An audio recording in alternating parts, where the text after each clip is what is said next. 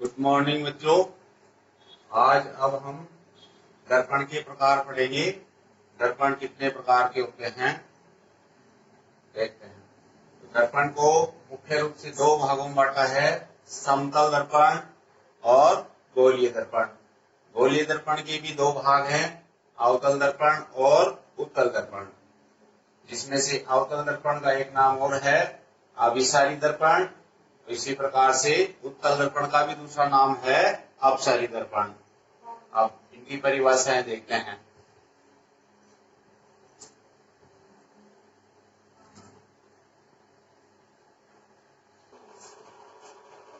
अब देखो एक एक की परिभाषा समझाते हैं। पहला समतल दर्पण। समतल दर्पण नाम से पता लग रहा है उसे समतल, इसके अंदर कांच जो काम में लिया जाएगा वो समतल ही होगा। दर्पण की परिभाषा भी बताई थी आपको पहले, इसमें भी अपन ने कांच से बनी हुई वह वस्तु बताई थी जिसके एक भाग पर परावर्तक पोलिस हो और जिसके दूसरा भाग परावर्तक पृष्ठ के रूप में कार्य करता हो, उसे दर्पण कहते हैं। अब उसी प्रकार से समतल दर्पण की परिभाषा देखो।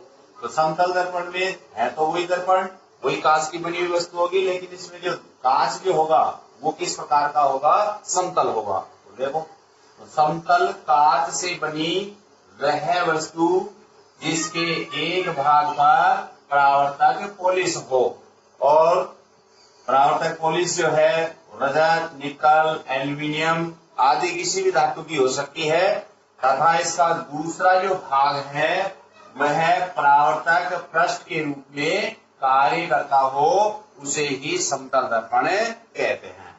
तो इसमें तीन मुख्य बातें आ रही हैं। एक तो जो कांच जो लिया है वो ध्यान रखें कैसा लेंगे, समतल।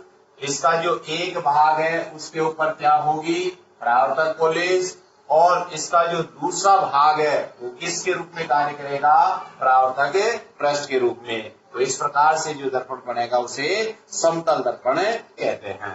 देखो चित्र के द्वारा भी, जैसे ये एक समतल दर्पण बना हुआ है जिसमें ये जो रेखाएं खींची गई है इस प्रकार से, ये इसकी परावर्तक पोलिस को बता रही है, और इसका ऊपर का जो चिकना पृष्ठ भाग है वो इसका परावर्तक पृष्ठ कहलाएगा।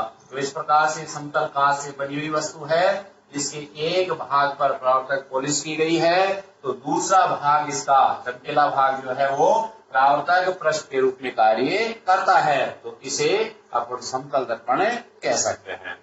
इसी प्रकार से गोलीय दर्पण है, एक इसी प्रकार से है, बस फर्क इतना ही होगा, इतने डिफरेंस है इसमें कि यहाँ जो कांच लिया गया है वो समतल लिया गया है, बिल्कुल प्लेन लिया गया है। यहाँ जो कांच काम में आएगा वो गोल होगा, जो कि नाम से पता लग रहा है गोलीय दर्पण, तो एक गोला होगा इसके अंदर कांच का, उससे दर्पण बनाएंगे। तो देखो इसमें भी, तो गोलीय कांच की बनी वह वस्तु, कांच कैसा लिया गया है यहाँ पर, गोल। तो गोलीय कांच से बनी वह वस्तु जिसके एक भाग पर परावर्तक पोलिस हो और जिसका दूसरा भाग परावर्तक पृष्ठ के रूप में कार्य करता हो, उसे क्या कहेंगे, गोलीय दर्पण। जो कि नाम से पता लग रहा है गोलीय दर्पण, तो गोलीय है तो कांच कैसा आएगा, गोल, और इसके एक भाग पर क्या होगी, परावर्तक पोलिस, और इसका जो दूसरा भाग है वो किस रूप में काम करेगा, परावर्तक पृष्ठ के रूप में। तो इस प्रकार से दोनों की परिभाषित अपन कर सकते हैं। चित्र के द्वारा देख लो, जैसे ये कोई कांच का गोला है जो कि एक खोखला गोला है, यदि इसको दो भागों में काट दे इस प्रकार से, तो ये दो भागों में इस प्रकार से बन जाएगा। अब इसके एक भाग पर पोलिस कर दो, एक भाग परावर्तक पृष्ठ के रूप में काम करे, वही गोलीय दर्पण बन जाएगा।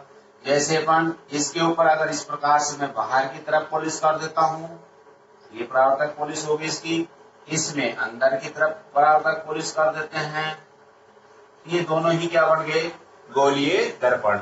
ये तो हो गया इसका पोलिस होगी, जिसको क्या नाम देंगे, परावर्तक पोलिस, बाहर की साइड इसमें, और ये जो अंदर वाला भाग इसका ये रहेगा परावर्तक पृष्ठ। परावर्तक पृष्ठ का मतलब यहाँ परावर्तन की घटनाएं होंगी। इसी प्रकार से इसमें जो पोलिस है, परावर्तक पोलिस, वो कहाँ है, अंदर की ओर परावर्तक पोलिस हो गई, और ये हो गया इसका परावर्तक पृष्ठ। ये जो दर्पण बन रहा है ये अवतल दर्पण ही है, और ये जो दर्पण बन रहा है दूसरा वाला ये उत्तल दर्पण है। तो इस प्रकार से दोनों में देख लो, तो दोनों ही क्या है, कांच के गोले का ही भाग है, कांच को काट के बनाया गया है, और दोनों में ही क्या किया गया है, एक तरफ परावर्तक पॉलिश और दूसरा जो भाग है इसमें परावर्तक पृष्ठ के रूप में कार्य करता है। अगली परिभाषा देखो, अवतल दर्पण। अवतल दर्पण क्या होता है? तो अवतल दर्पण गोलीय दर्पण का एक भाग है इसे। तो ऐसा गोलीय दर्पण जिसके बाहर की ओर उभरे हुए भाग पर, उभरे हुए का मतलब थोड़ा फूला हुआ होगा ऐसे, तो उभरे हुए भाग पर परावर्तक पॉलिश हो और जिसके अंदर धसे हुए भाग पर परावर्तक पृष्ठ के रूप में कार्य करता हो, उसे ही क्या कहेंगे, अवतल दर्पण। तो देखो कैसे, ये जैसे कांच का कटा हुआ भाग हो गया गोलीय कांच का, ये बाहर की साइड, ये इसका उभरा हुआ भाग, ये खुला हुआ भाग जो आ रहा है बाहर की साइड, यहाँ क्या किया गया है, इसमें परावर्तक पॉलिश, और ये अंदर का जो चिकना पृष्ठ जो है इसका, यहाँ ये कौन सा भाग कहलाएगा, इसका परावर्तक पृष्ठ, अर्थात यहाँ परावर्तन की घटना होगी या परावर्तक पृष्ठ के रूप में कार्य करेगा। तो इस प्रकार का ये जो दर्पण बनेगा उसी को क्या कहेंगे, गोलीय दर्पण, अवतल दर्पण। इसकी एक परिभाषा और है, ऐसा गोलीय दर्पण जिसमें परावर्तक पृष्ठ जो है अंदर की ओर वक्रित हो। वक्रित का मतलब अंदर की ओर घुमा हुआ होगा, ऐसे जैसे ये घूम रहा है ऐसे अंदर की साइड में, ये अंदर के भाग जो है यहाँ पर क्या होगा, इसमें परावर्तक पृष्ठ होगा। तो ये जो परावर्तक पृष्ठ है ये अंदर की ओर वक्रित है, तो इसको भी अपन क्या कहेंगे, अवतल दर्पण। इसी प्रकार देखो उत्तल दर्पण। उत्तल दर्पण जो है अवतल दर्पण का बिल्कुल विपरीत होगा, बिल्कुल उल्टा होगा। देखो कैसे, ऐसा गोलीय दर्पण जिसके अंदर धसे हुए भाग पर परावर्तक पॉलिश हो और जिसका बाहर की ओर उभरा हुआ जो भाग है उस पर परावर्तक पृष्ठ के रूप में कार्य करता हो, उसे ही क्या कहेंगे, उत्तल दर्पण। जबकि अवतल दर्पण में इसका उल्टा था, वहां जो परावर्तक पॉलिश थी वो बाहर की साइड थी और परावर्तक पृष्ठ जो था वो अंदर की साइड था, और इसमें परावर्तक पॉलिश जो है ये बाहर अंदर धसे भाग पर है और इसका जो परावर्तक पृष्ठ भाग है ये यहाँ पर इसमें बाहर की ओर होगा। तो देखो कैसे,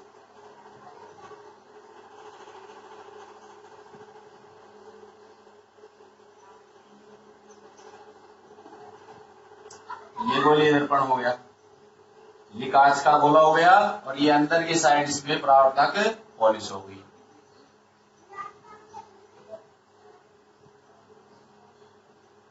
और ये जो बाहर का चमकीला भाग है इसका, ये इसका परावर्तक पृष्ठ हो गया। वापस मिला लो, ऐसा गोलीय दर्पण, ये गोलीय दर्पण हो गया जिसके अंदर धसे हुए भाग पर परावर्तक पॉलिश हो, ये अंदर की साइड में ये पॉलिश की गई इसकी, और जिसका बाहर की ओर उभरा हुआ भाग, ये जो बाहर की ओर उभरा हुआ भाग आ रहा है ये परावर्तक पृष्ठ के रूप में कार्य करता हो, उसे ही उत्तल दर्पण कहते हैं। ये उत्तल दर्पण हो गए। इसी की दूसरी परिभाषा देख, ऐसा गोलीय दर्पण, ये गोलीय दर्पण है जिसमें परावर्तक पृष्ठ, ये परावर्तक पृष्ठ है इसका, बाहर की ओर वक्रित हो, तो बाहर से ये घूम रहा है इस प्रकार से, तो इसको क्या कहेंगे, उत्तल दर्पण। गुड मॉर्निंग बच्चों, कल हमने पढ़ा समतल दर्पण की परिभाषा, गोलीय दर्पण की परिभाषा, इसी प्रकार से उत्तल दर्पण, अवतल दर्पण की परिभाषा। आज पढ़ेंगे अभिसारी दर्पण। ये क्या होता है, देखो अवतल दर्पण ही है वैसे ये, इसी का दूसरा नाम है, जिसको ये नाम क्यों दिया गया है उसकी परिभाषा देखो। तो अवतल दर्पण में, अवतल दर्पण में वस्तु से निकलने वाला वस्तु से निकलने वाला प्रकाश पुंज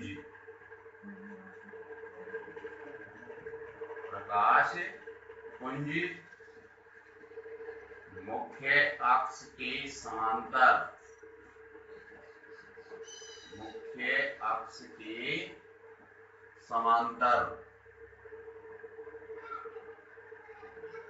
आपतित होता है। मुख्य अक्ष के समांतर आपतित होता है तथा परावर्तन के बाद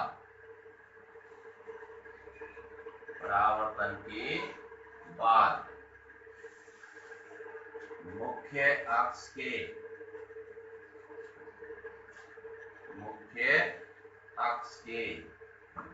किसी एक बिंदु पर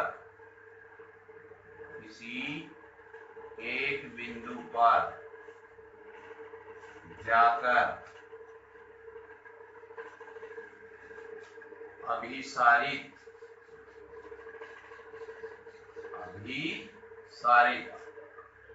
या इसको एकत्रित करता है, एकत्रित होना कर देता है।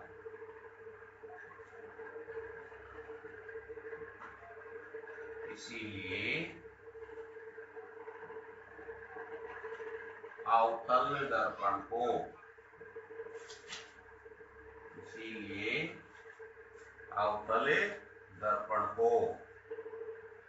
अभिसारी दर्पण कहते हैं।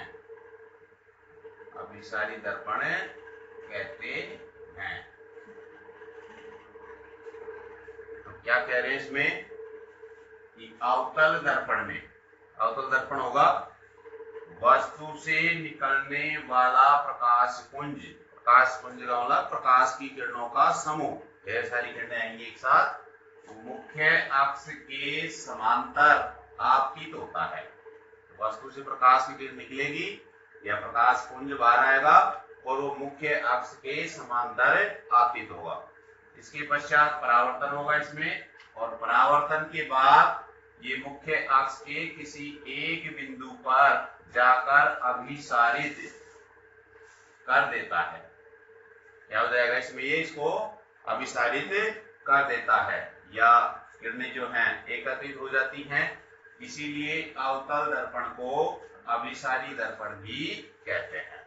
देखो चित्र के द्वारा तो क्या कह रहे हैं, किसी अवतल दर्पण में, तो अवतल दर्पण बनाएंगे सबसे पहले। ये अवतल दर्पण हो गया, ये मुख्य अक्ष बीच में जो है, यहां मान लेते हैं कोई वस्तु रखी गई है और यहां से प्रकाश पुंज निकलता है। तो प्रकाश पुंज में जैसे एक किरण इसकी निकाल दी, ऐसे एक किरण नीचे से निकाल दो। ये दो किरणें मुख्य अक्ष के क्या हो रही हैं, समांतर रूप से आपतित होती हैं। ये प्रकाश किरण है, ये मुख्य अक्ष है, ये प्रकाश किरण है, ये आपतित का चिन्ह है जो दर्पण की ओर जा रहा है। तो ये मुख्य अक्ष से समांतर आपतित हो गया। इसके बाद होगा इसमें परावर्तन। परावर्तन के बाद क्या होगा, ये कि मुख्य अक्ष से किसी एक बिंदु पर जाकर इसको अभिसारित कर देता है। तो यहाँ से परावर्तन करेंगे तो इसको इस प्रकार से नीचे की तरफ आएगी किरण, और इसी प्रकार से ये किरण ऊपर की ओर जाएगी। तो ये दोनों ही प्रकाश की किरणें जो हैं परावर्तित किरण हैं, जो दोनों क्या हो रही हैं, मुख्य अक्ष के एक ही बिंदु पर जाकर अभिसारित हो रही है या आपस में मिल रही हैं। इसीलिए इसको क्या नाम दिया गया है, अभिसारी दर्पण।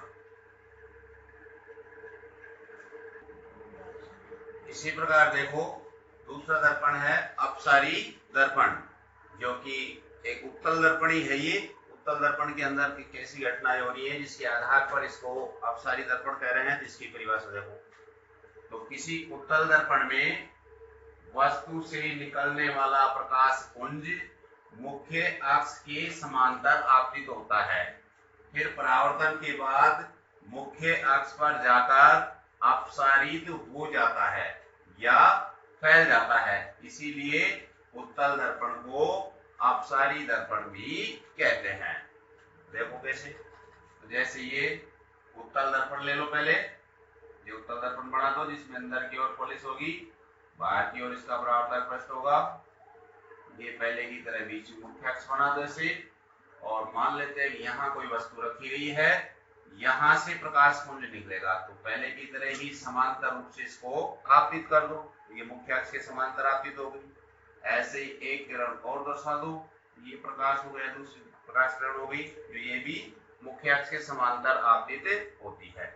अब क्या कह रहे हैं इसमें कि परावर्तन के बाद, तो इसमें परावर्तन होगा और परावर्तन के बाद ये मुख्य अक्ष पर जाकर अपसारित हो जाती हैं या फैल जाती है। तो इसको कैसे दर्शाएंगे, तो ये किरण नीचे आ जाएगी, इस तरह से फैल जाएगी, और ये किरण इस प्रकार से फैल जाएगी, और दोनों को आभासी रूप से इस प्रकार से त्रुटि रेखाओं में दर्शाएंगे। तो ये मिलती हुई प्रतीत होंगी, यहाँ पर आभासी रूप है, इसको आभासी रूप से मिलाया गया है, बाकी वास्तव में किरण क्या हो रही है, ये जो परावर्तित किरण है, ये जो परावर्तित किरण है, ये दोनों आपस में फैल रही है, इसीलिए उत्तल दर्पण को दूसरा नाम क्या दिया है, अपसारी दर्पण। आप देखो, दर्पण से संबंधित कुछ प्रमुख परिभाषाएं समझते हैं जो दर्पण में काम आएंगी, और उनके जो प्रतिबिंब बनाएंगे तो वहां भी ये परिभाषाएं काम आएंगी। तो पहली परिभाषा है इसमें देखो, वक्रता केंद्र। ये क्या होता है वक्रता केंद्र, ये भी देखो, तो गोलीय दर्पण, गोलीय दर्पण को गोले का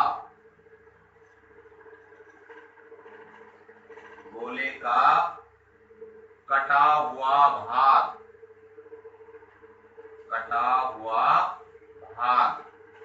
माना जा सकता है।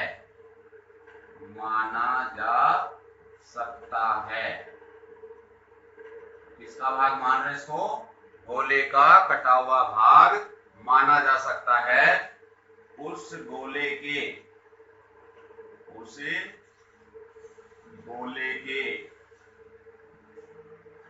केंद्र बिंदु को, उस गोले के केंद्र बिंदु को वक्रता केंद्र कहते हैं, वक्रता केंद्र कहते हैं। देखो क्या कह रहे हैं इसमें, देखो क्या कह रहे हैं इसमें कि गोलीय दर्पण को गोले का कटा हुआ भाग माना जा सकता है। जैसे ही आपको दर्पण में बताया था, ये जैसे कांच का गोला ले लिया और इसको बीच में से इस प्रकार से काट देते हैं, तो ये कटा हुआ भाग हो जाएगा इसका, ये दो भाग कर दिए इस प्रकार से, और ये अगर इसके बाहर पॉलिश कर देते हैं, ये बन जाएगा अवतल दर्पण। कौन सा दर्पण बन गया, ये अवतल दर्पण। और अगर यही पॉलिश अंदर की साइड कर दी जाए, यही बन जाएगा उत्तल दर्पण, उत्तल दर्पण। इसका दूसरा नाम भी बताया अभी, अपसारी दर्पण। इसी प्रकार से इसका दूसरा नाम है अभिसारी दर्पण।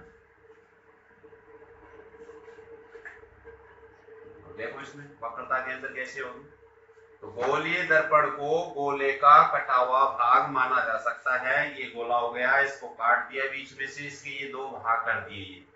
अब इस गोले के केंद्र बिंदु को, केंद्र बिंदु मतलब सेंटर, इसका बीच का बिंदु जो होगा वो, तो इधर से आधा छोड़ दो, इधर से आधा छोड़ दो, ये सेंटर बिंदु आ जाएगा इसका लगभग। इसी प्रकार से इधर से इसको आधा आधा छोड़ देंगे तो ये भी सेंटर बिंदु आ जाएगा इसका। ये जो सेंटर बिंदु आ रहा है इसका, यही क्या कहलाएगा, वक्रता केंद्र, जिसको C से दर्शाएंगे। किससे दर्शाया जाएगा इसको, C से। तो ये C क्या बन गया इसका, वक्रता केंद्र।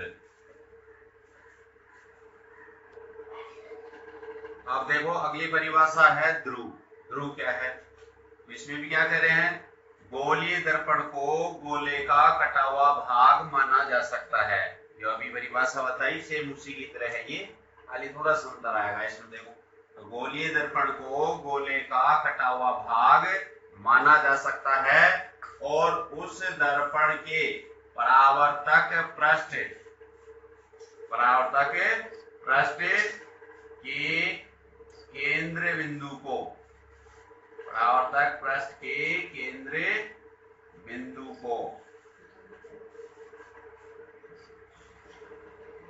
ध्रुव कहते हैं।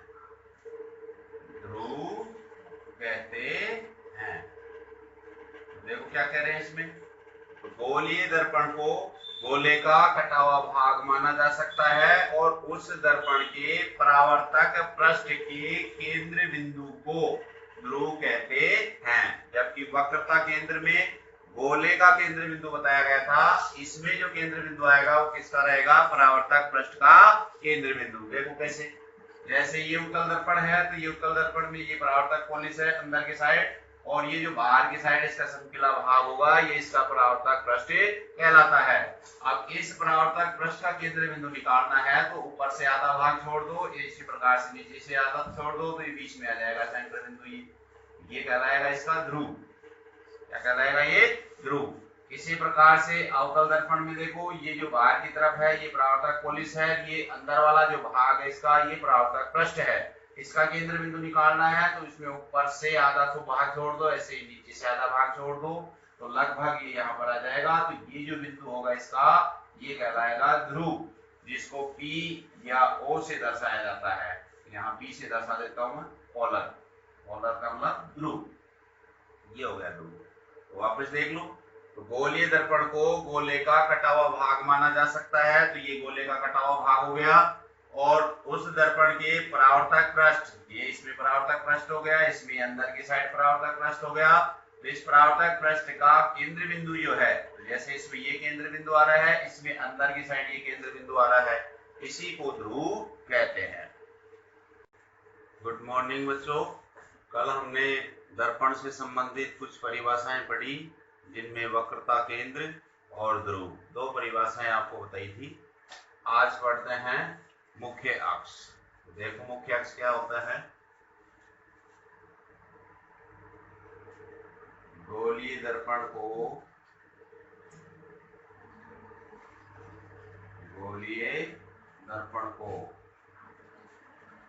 गोले का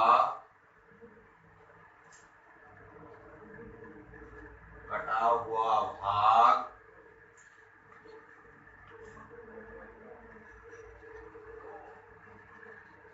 माना जा सकता है।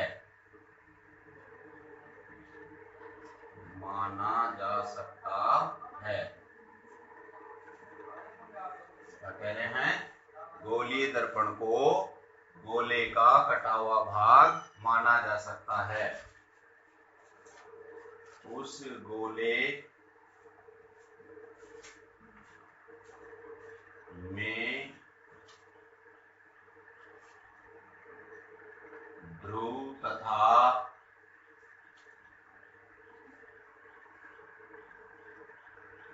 वक्रता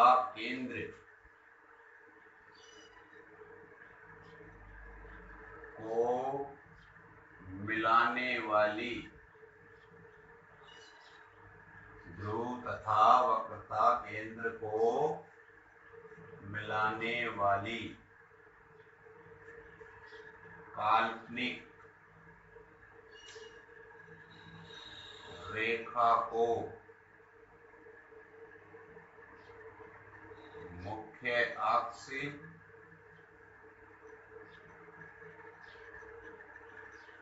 कहते हैं।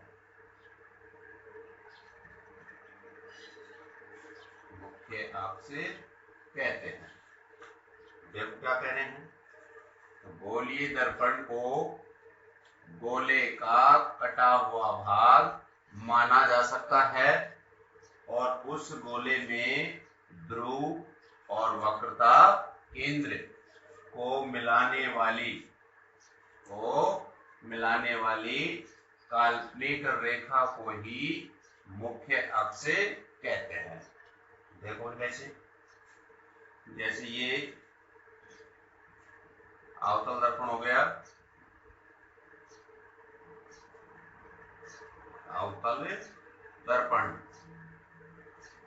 प्रकार से और इस अंदर की साइड कर दो, ये हो गया उत्तल दर्पण। उत्तल दर्पण, इसमें कल आपको बताया था इस कटे हुए भाग का जो केंद्र बिंदु आएगा वो कहलाता है वक्रता केंद्र, जिसको C से दर्शाया गया है। ऐसे इसका निकालेंगे तो ये आ जाएगा इसका सेंटर बिंदु वक्रता केंद्र, इसको C से दर्शाएंगे। और इसका जो परावर्तक पृष्ठ है अंदर की साइड, उसका केंद्र बिंदु निकालेंगे तो ये आएगा ध्रुव, जिसको P से दर्शा देते हैं। ऐसे इधर से बाहर की साइड से इसका ध्रुव होगा, ये हो जाएगा P। अब इस परिभाषा में क्या कह रहे हैं कि गोलीय दर्पण को गोले का कटा हुआ भाग माना जा सकता है। तो ये गोले का कटा हुआ भाग है दोनों, और इस गोले में ध्रुव और वक्रता केंद्र, ये जैसे हो गया ध्रुव और ये हो गया वक्रता केंद्र, इधर से ये ध्रुव और ये वक्रता केंद्र, दोनों को मिलाने वाली काल्पनिक रेखा। तो दोनों को मिला दो तो ये काल्पनिक रेखा हो जाएगी। तो काल्पनिक रेखा इसमें दोनों को मिला देते हैं, ऐसे इधर से इसको मिला दो, ये क्या कहलाएगी इसकी मुख्य अक्ष।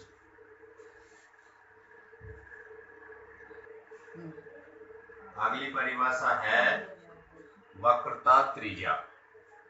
वक्रता त्रिज्या देखो क्या है, गोलीय दर्पण को गोले का कटा हुआ भाग माना जा सकता है, उस गोले में ध्रुव तथा वक्रता केंद्र के मध्य की दूरी, क्या कह रहे हैं इसमें, के मध्य की दूरी को वक्रता त्रिज्या कहते हैं, जिसको R से दर्शाएंगे। तो वापस देखो, गोलीय दर्पण होगा, गोलीय दर्पण में भी गोले का कटा हुआ भाग मानेंगे इसको, और उस गोले में दो बिंदु निकालने हैं, ध्रुव और वक्रता केंद्र।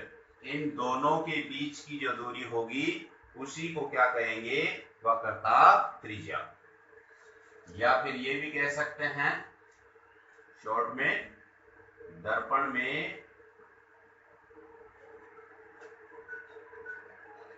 गोलीय दर्पण में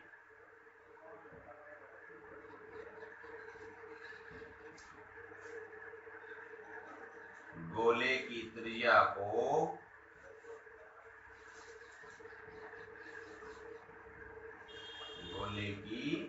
त्रिज्या को वक्रता त्रिज्या कहते हैं।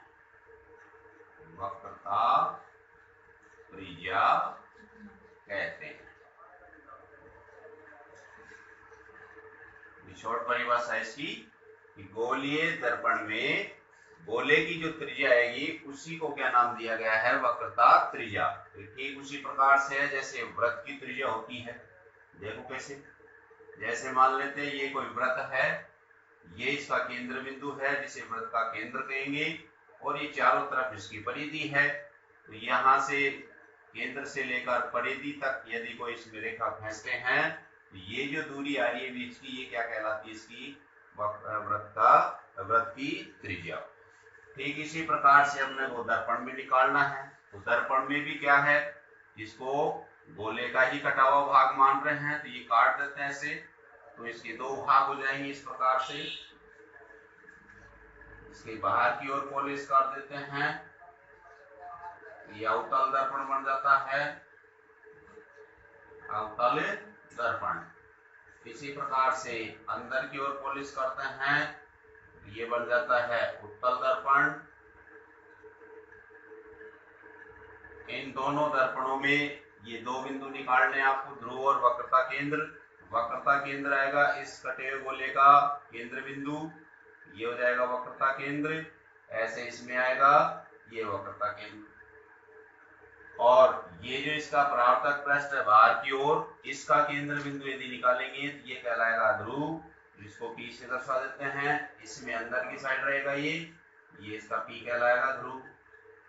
अब परिभाषा के अनुसार क्या कह रहे हैं, ध्रुव और वक्रता केंद्र के मध्य की दूरी। तो तो ये ध्रुव हो गया, ये वक्रता केंद्र हो गए, दोनों को मिला दो, ये तो ये भी इसकी जो दूरी आ रही है इसी को क्या कहेंगे, वक्रता त्रिज्या।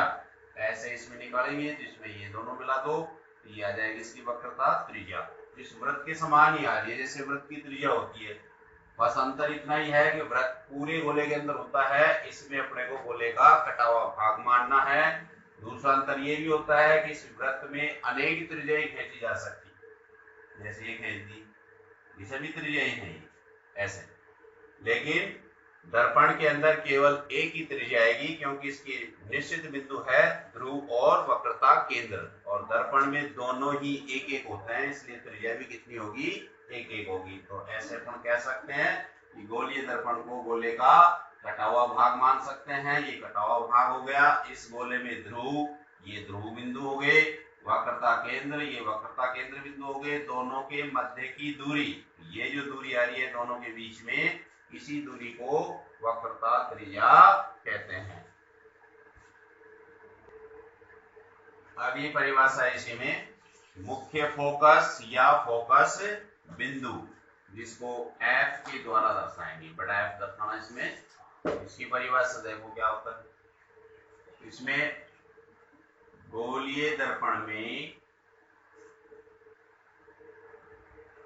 गोलीय दर्पण में वस्तु से निकलने वाली, वस्तु से निकलने वाली प्रकाश की किरणें, प्रकाश की किरणें मुख्य अक्ष के समांतर, मुख्य अक्ष के समांतर आपतित होती है, मुख्य अक्ष के समांतर आपतित होती हैं, तो परावर्तन के बाद, तो परावर्तन के बाद ये किरणें, ये किरणें मुख्य अक्ष के, मुख्य अक्ष के किसी एक बिंदु पर जाकर, किसी एक बिंदु पर जाकर मिलती हैं, मिलती हैं। ये बात रहेगी किसमें, अवतल दर्पण में, इसमें कह रहे हैं ये बात अवतल दर्पण में मिलती हैं या मिलती हुई, या मिलती हुई प्रतीत होती है, मिलती हुई प्रतीत होती है। ये बात है उत्तल दर्पण में।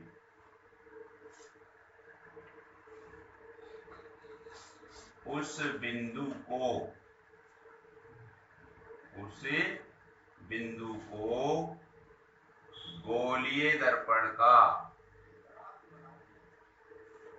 उस बिंदु को गोलीय दर्पण का मुख्य फोकस, मुख्य फोकस या फोकस बिंदु कहते हैं, फोकस बिंदु कहते हैं। तो इसमें दोनों परिभाषा आ गई हैं, अवतल दर्पण में भी मुख्य फोकस की परिभाषा आ गई और उत्तल दर्पण में भी। देखो क्या कर रहे हैं, गोलीय दर्पण में वस्तु से निकलने वाली प्रकाश की किरणें मुख्य अक्ष के समांतर आपतित होती हैं, तो परावर्तन के बाद, इसके बाद परावर्तन के बाद ये किरणें मुख्य अक्ष के किसी एक बिंदु पर जाकर मिलती हैं, ये बात रहेगी किसमें, अवतल दर्पण में, या मिलती हुई प्रतीत होती है, यानी काल्पनिक रूप से मिलेंगी, ये रहेगी उत्तल दर्पण में। तो उसी बिंदु को गोलीय दर्पण का मुख्य फोकस या फोकस बिंदु कहते हैं। देखो कैसे, जैसे ये अवतल दर्पण बन गया, ये इसमें मुख्य अक्ष बना दिए बीच में, ऐसे इधर भी कर दो, अंदर की तरफ पॉलिश कर दो इसमें, ये उत्तल दर्पण बन जाएगा, उत्तल दर्पण, और ये बन गया अवतल दर्पण। मान लेते हैं कि यहाँ कोई वस्तु रखी गई है इसकी, ऐसे ही इसमें भी मुख्य अक्ष बना लो, और यहाँ वस्तु रख देते हैं इसमें। आप क्या कह रहे हैं इसमें, देखो दर्पण, गोलीय दर्पण में वस्तु से निकलने वाली प्रकाश की किरणें मुख्य अक्ष के समांतर आपतित होती है। तो यहाँ से समांतर आपतित कर दो इसको, इधर से एक किरण और निकाल लो, ये दो किरणें कर दिए से ये आपतित हो गई, ऐसे इसमें भी आपतित कर दो, ये दो किरणें समांतर रूप से आपतित हो गई, ये एक दूसरे के समांतर हैं, ये भी एक दूसरे के समांतर हैं।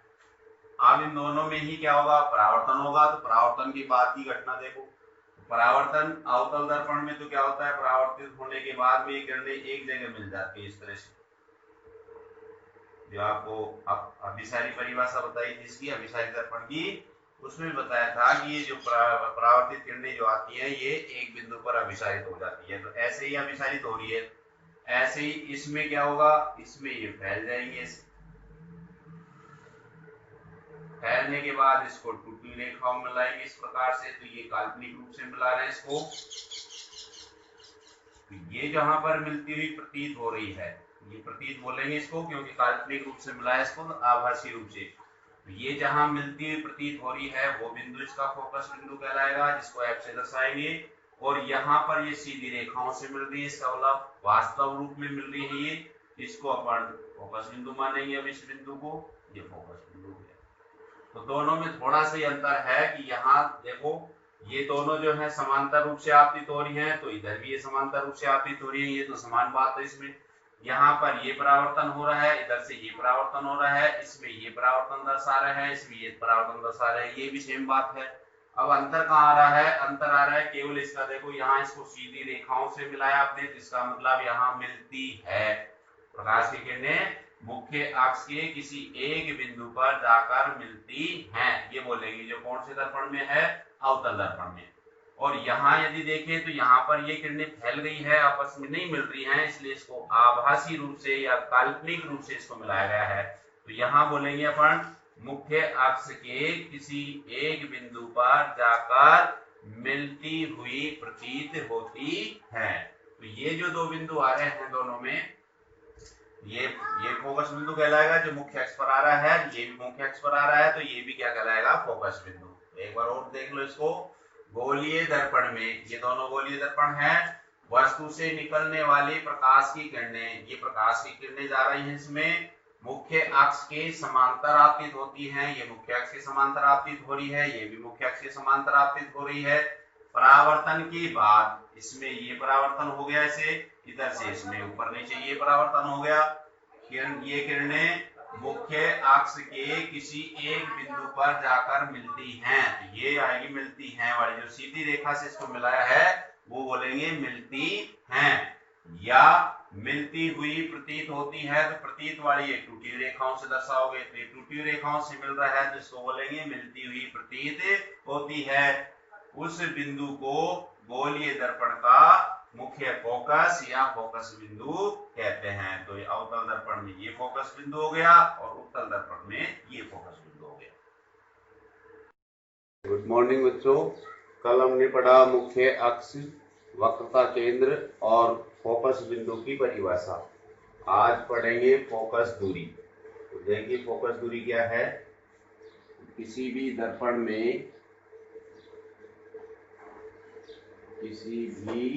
दर्पण में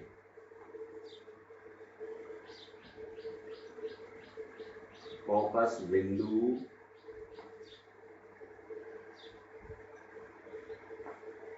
किसी भी दर्पण में फोकस बिंदु F तथा ध्रुव P के मध्य की दूरी को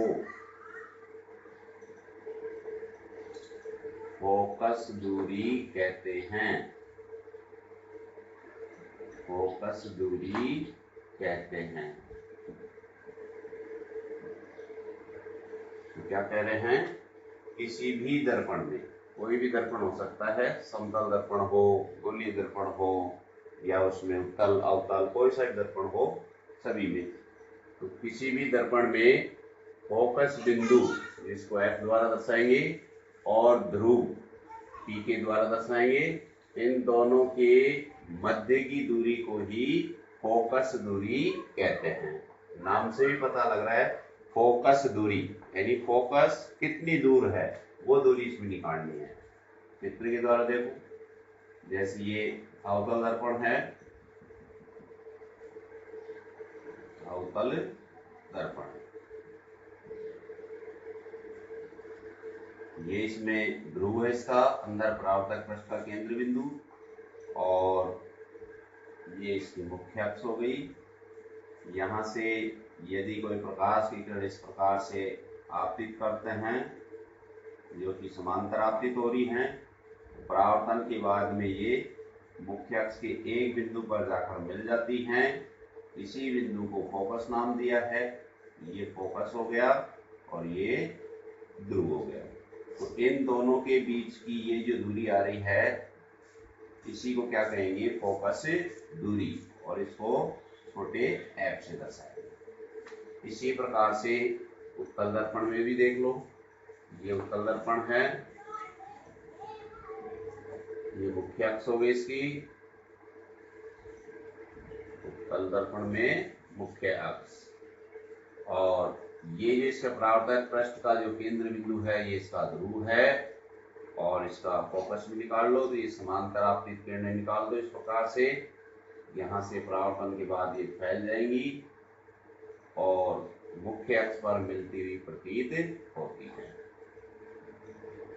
ये जो बिंदु यहाँ मिलती हुई प्रतीत हो रही है, ये इसका फोकस बिंदु है, और इस प्रकार से ये ध्रुव और फोकस के बीच की ये जो दूरी है, ये क्या कहलाएगी, फोकस दूरी, जिसको छोटे f से दर्शाएंगे। तो इस प्रकार से कह सकते हैं कि किसी भी दर्पण में फोकस बिंदु, ये फोकस बिंदु इधर है, इसका ये फोकस बिंदु है, तथा ध्रुव, ये इसका ध्रुव बिंदु है, ये इसका ये ध्रुव बिंदु है, के मध्य की दूरी, इसके मध्य की दूरी जो है, इधर से ये दूरी आ रही है, इधर से ये दूरी आ रही है, तो इसी दूरी को क्या नाम दिया है, फोकस दूरी, जिसको छोटे f से दर्शाएंगे। अगली परिभाषा देखो, गोलक या द्वारक। गोलक या द्वारक क्या होता है, इसको भी देखते हैं। गोलीय दर्पण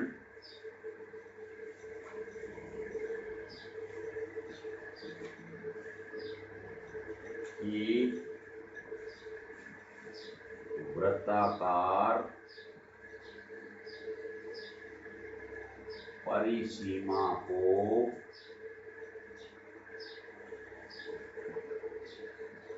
गोलक या द्वारक कहते हैं। द्वारक कहते हैं।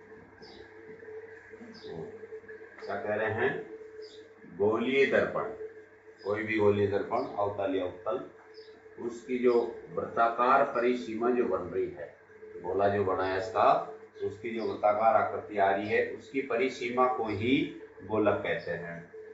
जैसे देखो, ये दर्पण है, अवतल दर्पण, अवतल दर्पण, इसकी ये जो वृत्ताकार परिसीमा आ रही है इस प्रकार से, ये इसका क्या कहलाएगा? गोलक, या इसी को क्या नाम दिया है? द्वारक। इसी प्रकार से उत्तल में देख लो, ये उत्तल दर्पण है,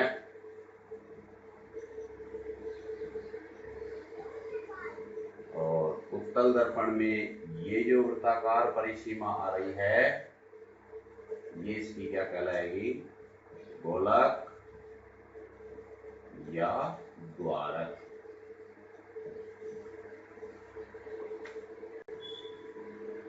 अब देखते हैं गोलीय पृष्ठ या दर्पण से परावर्तन के नियम। यहाँ थोड़ा ध्यान रखें, परावर्तन के नियम पहले भी पढ़ चुके हैं, वो नियम अलग थे, वो केवल प्रकाश के परावर्तन के नियम थे। और ये जो प्रश्न है ये रहेगा गोलीय पृष्ठ या दर्पण से परावर्तन के नियम। अब दर्पण में पढ़ेंगे कि परावर्तन के नियम कैसे लगते हैं। उसमें 4 नियम हैं, जिसका पहला नियम अपन निकाला है अक्ष के समांतर किरण के आधार पर।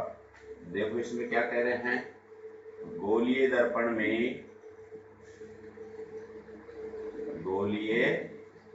में वस्तु से निकलने वाली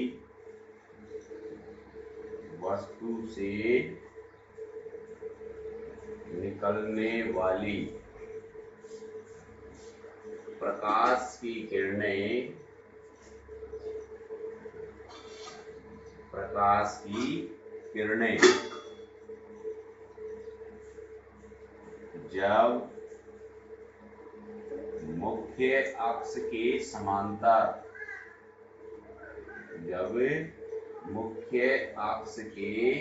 समांतर आपतित होती है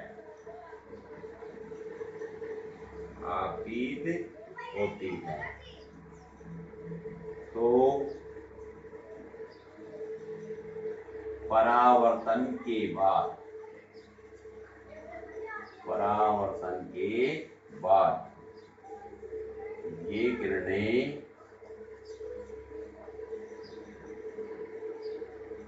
फोकस बिंदु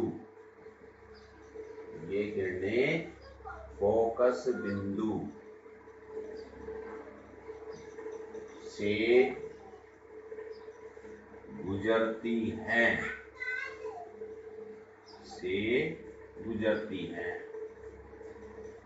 ये बात रहेगी अवतल दर्पण में। या गुजरती हुई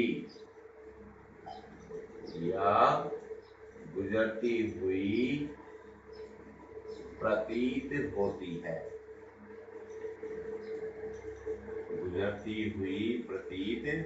है। ये बात रहेगी किसमें? उत्तल दर्पण में। तो क्या कह रहे हैं, गोलीय दर्पण में कोई सा भी गोलीय दर्पण हो, चाहे उत्तल या अवतल, दोनों की सम्मिलित रूप से नियम है, वस्तु से निकलने वाली प्रकाश की किरणें जब कहां से चले? मुख्य अक्ष के समांतर आपतित होती है। इसके समांतर मुख्य अक्ष के। तो परावर्तन के बाद ये किरणें फोकस बिंदु से गुजरती है का मतलब वास्तव में वहां से गुजरेगी। जो कौन से दर्पण में रहेगा? ये अवतल दर्पण में। या गुजरती हुई प्रतीत होती है का मतलब आभासी रूप से ये जाएगी, वास्तव में वहां से गुजरती नहीं है, केवल आभास होता है कि भाई ये फोकस से गुजर रही है।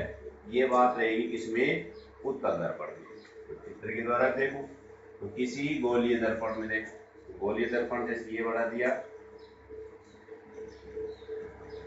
ये है अवतल दर्पण। इसी प्रकार से ये बन गया उत्तल दर्पण।